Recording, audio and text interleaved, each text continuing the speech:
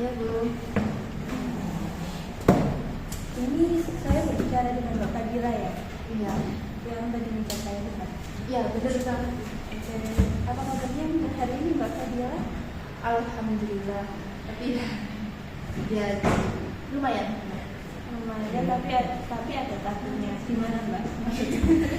Ya itu ada yang mengganjal gitu.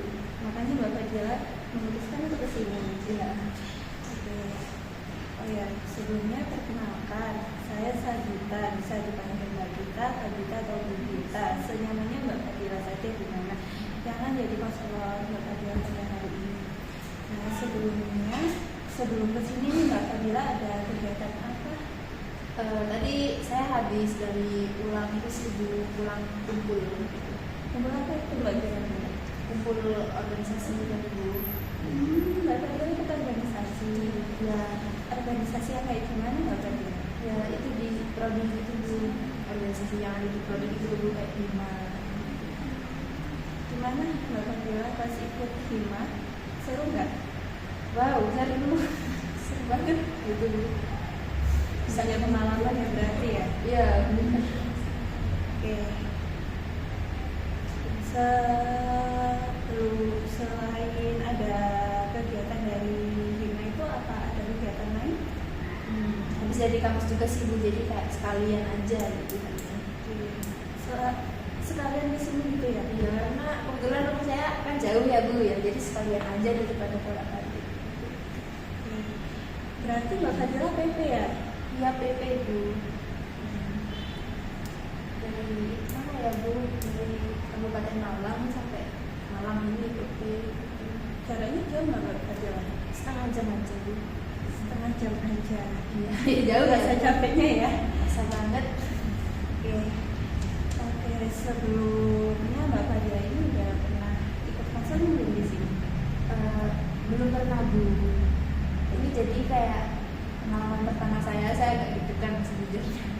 First time ya, nggak apa-apa Mbak Fadila. Soalnya kalau orang baru pertama kali kan kayak gitu perasaannya. Iya. Oke, karena Mbak Fadila belum pernah konseling juga di sini, berarti Mbak Fadila juga belum pernah ikut konseling.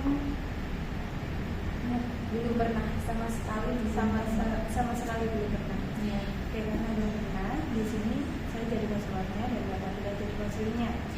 Di sini Mbak Fadila bisa menceritakan segala keluh kesah yang dialami oleh Mbak Fadila tanpa takut dihujat atau tanpa takut dijudge atau ditutup-tutupi, karena rahasianya cuma kita berdua aja yang tahu, itu Mbak Fadila. Benar ya Bu? Iya. Oke, karena sesi konseling juga akan membahas selama 20 menit. Nah, selama 20 menit itu ya Mbak Fadila bisa cerita apa aja gitu. Gimana Mbak Fadila, apakah selama 20 menit ini Mbak Fadila berkenan?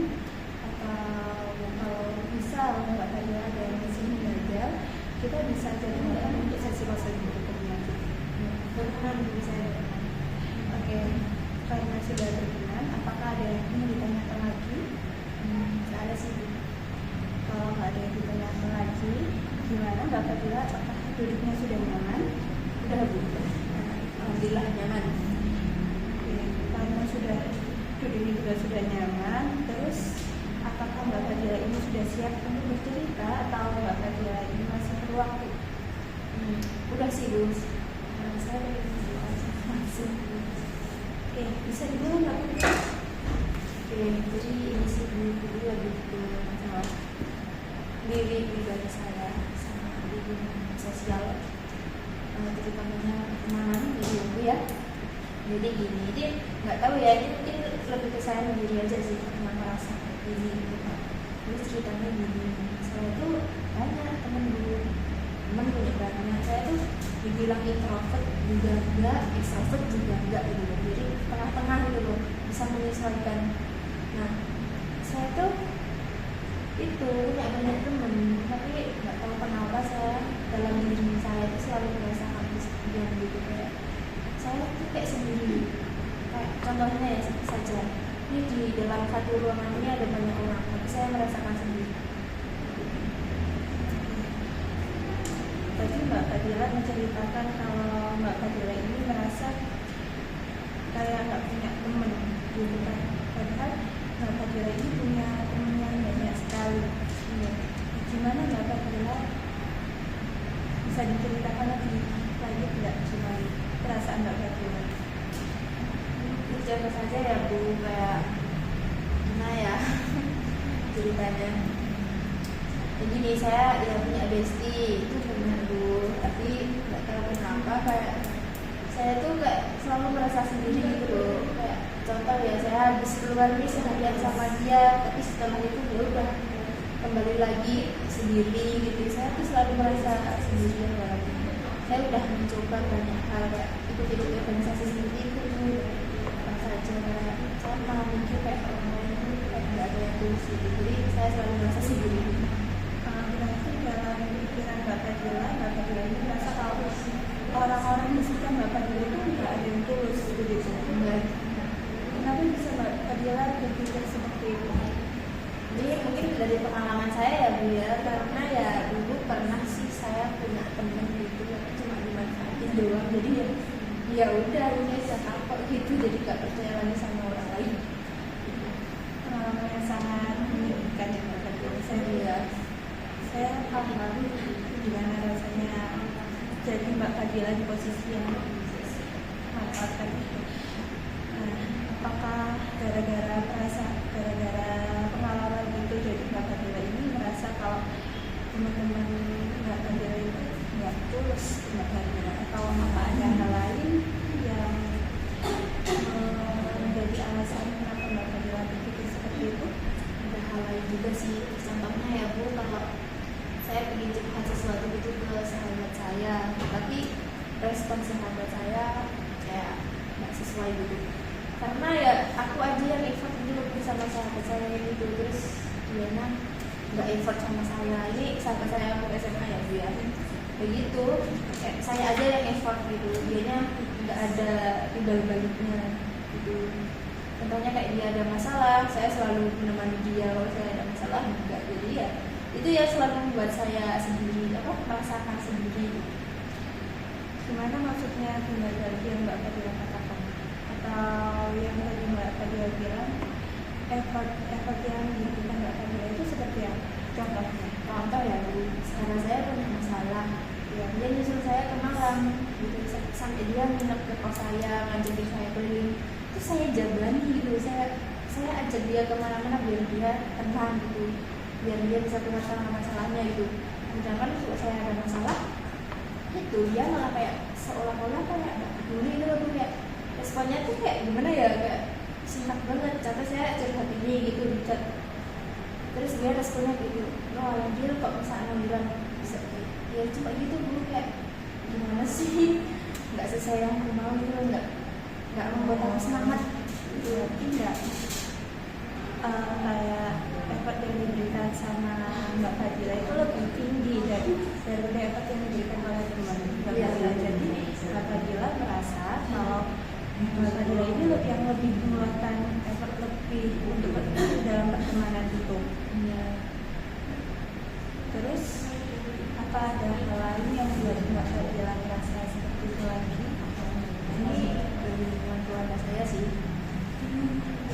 Salah satu faktornya mungkin saja ya, saya dari kecil emang kurang disukai dalam satu lingkup keluarga besar gitu. Kan pasti punya keluarga besar ya Bu, saya kurang disukai gitu. Jadi ya itu yang membuat saya merasa sendiri. Mbak Fadila merasa kurang disukai sama satu keluarga besar itu. Mbak Fadila cuma merasa atau emang beneran pernah kejadian hal nggak mengenakan? Kalau dari merekanya langsung nggak tahu ya, tapi dari kayak keluarga aku sendiri, contohnya Mas tuh kayak suka goda-goda gitu loh. Mas kan suka jebelin adiknya gitu ya, kayak membuli saya gitu. Jadi itu kayak dan senormalnya kakak adik ya, tapi ya itu membuat saya kayak mikir ini beneran gitu, kayaknya ini beneran deh gitu. Kayak beneran nggak ditemenin dalam biasa gitu kan, aku punya sepupu gitu ya. Saya tuh paling merasa saya tuh kayak paling bawah, paling rendah gitu loh. Jangan seperti saya tuh kayak beda-beda gitu. Itu Mbak Fadila tadi bilang kalau ada kakak. Nah sebenarnya apakah Mbak Fadila ini anak tengah atau anak bungsu? Sebenarnya nih saya anak pertama, tapi kakak saya ini ya kayak kakak sepupu gitu loh Bu, tapi yang deket sama saya gitu. Dia juga satu rumah sama saya. Jadi saya anak pertama, tapi saya merasa kalau saya tuh kayak anak tengah gitu. Selama pas Mbak Fadila jadi anak, merasa menjadi anak tengah ini, apa yang dialami Mbak Fadila? Gimana rasanya? Kayak lebih dicuekin aja sih, merasa dicuekin aja sama keluarga gitu kayak. Oh, oke. Berarti Mbak Fadila juga merasa kesepian karena merasa dicuekin sama keluarga besar itu. Nah, hubungannya kan Mbak Fadila juga punya banyak sepupu kan. Tadi Mbak Fadila bilang kalau ada kayak sepupu Mbak Fadila itu hebat-hebat, keren-keren gitu kan. Nah, hubungan Mbak Fadila sama sepupu-sepupu ini gimana? Apakah baik-baik saja atau Mbak Fadila merasa aduh aku jauh nih sama sepupu yang ini? Kalau baik sih baik, tapi kayak kita tuh saling berlomba-lomba gitu loh. Aku harus paling ini gitu. Capek sih kalau berlomba-lomba terus. Kalau harus memenuhi ekspektasi orang tua saya itu capek gitu. Mbak Fadila bilang capek. Mbak Fadila kalau merasa harus berlomba-lomba itu emang bikin kita kayak ada beban sendiri gitu kan? Ya. Biasanya kalau nggak gitu Mbak Fadila ngapain? Kayak tadi bilang kalau harus berlomba-lomba gitu. Kalau dari kiranya Mbak Fadila sendiri, apakah berlomba-lomba kayak gitu itu baik atau enggak?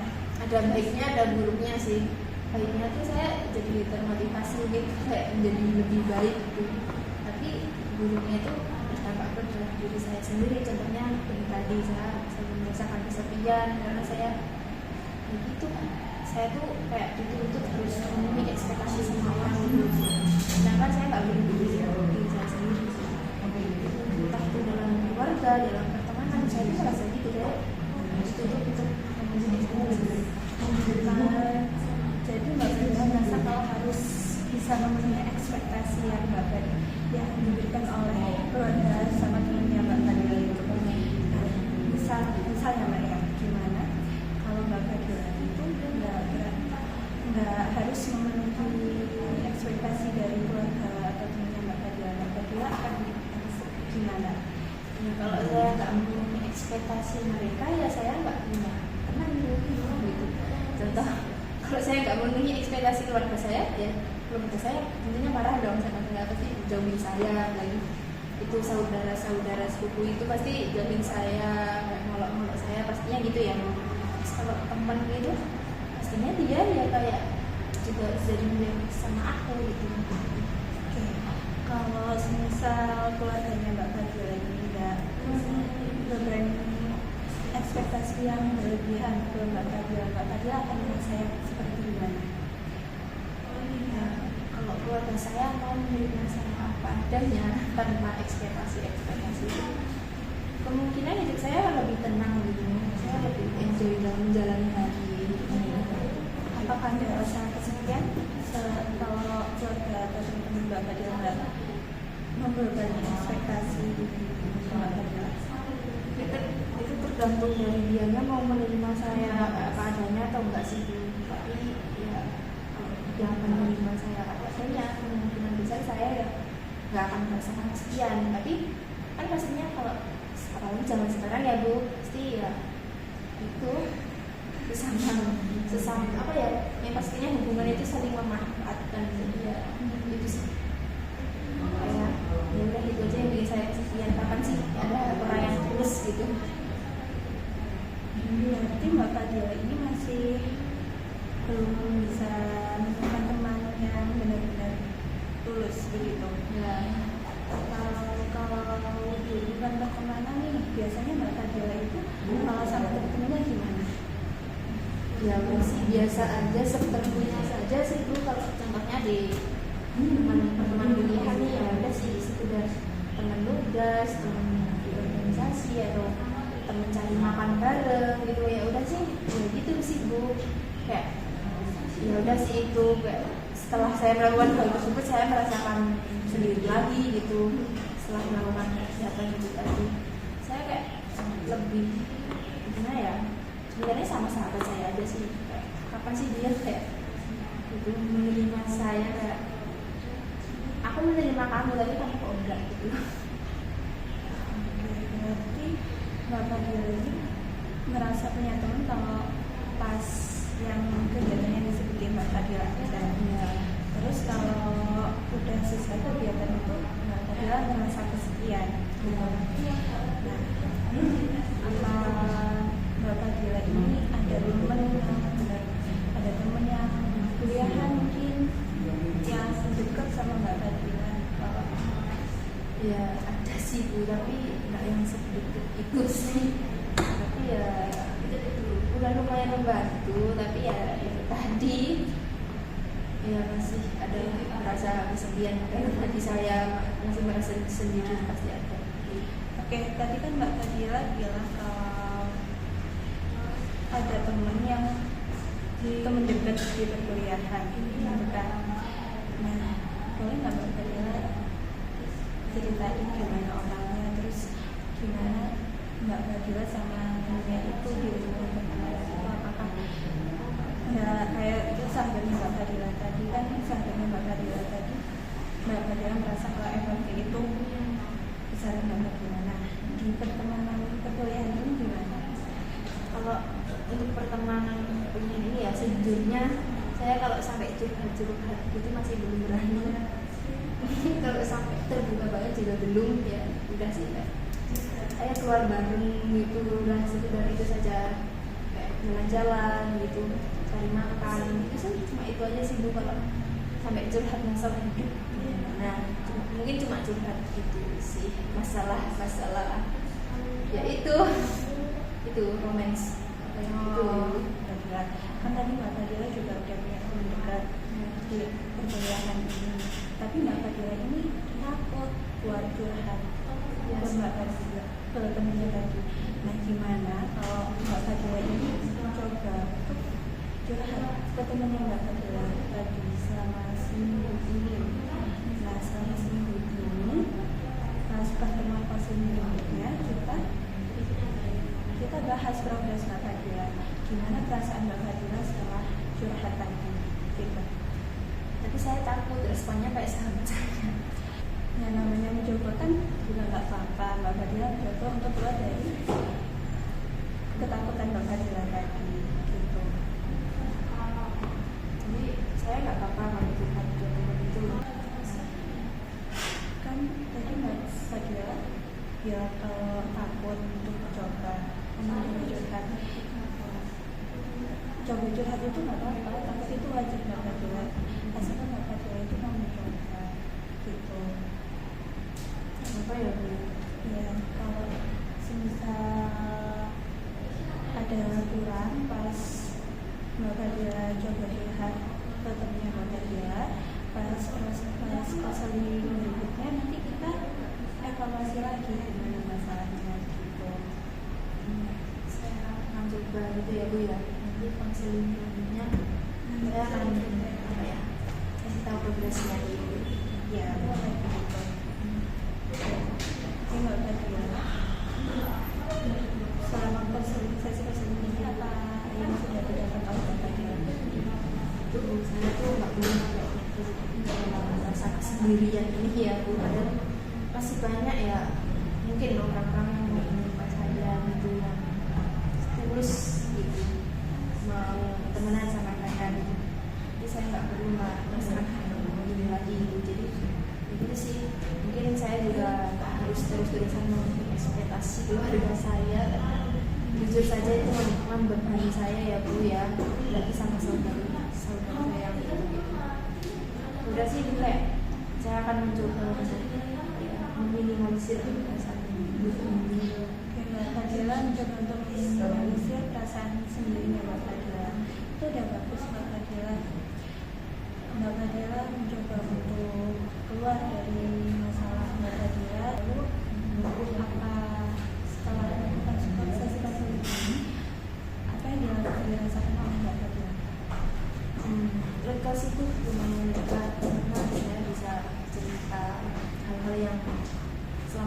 mengganjal itu di hati saya. Ya, alhamdulillah kalau sudah menerima Fadila ya. Oke, untuk selanjutnya ada yang mau ditanyakan lagi? Ya sih Bu, kalau apa konseling next konseling lagi nggak apa-apa ya? Nggak apa-apa, nanti pas konseling selanjutnya nanti kita bicara progres Mbak Fadila sehabis curhat sama temennya Mbak Fadila itu gimana. Oh iya, kalau mau sesi konseling lagi Mbak Fadila maunya hari apa atau Mbak Fadila senggangnya hari apa? Minggu depan kayaknya aku free sih. Minggu depan hari Senin. Ya, aku menurut ibu sesi free kan. Saya mah selalu cari jadwal. Ibu lemburnya hari apa gitu nanti saya akan menyesuaikan. Oke, berarti hari Senin minggu depan ya untuk jamnya. Jamnya jam 10 pagi bisa datang. Kalau jam 10 pagi bisa kok nggak? Mbak Fadila bisa datang ke sini jam 9:30 gitu. Iya. Mbak Fadila, terima kasih sudah datang pada konseling hari ini. Semoga setelah Mbak Fadila curhat sama teman Mbak Fadila tadi perasaan kesepian Mbak Fadila bisa teratasi. Amin. Terima kasih Mbak Fadila sudah datang. Mbak Fadila sudah datang.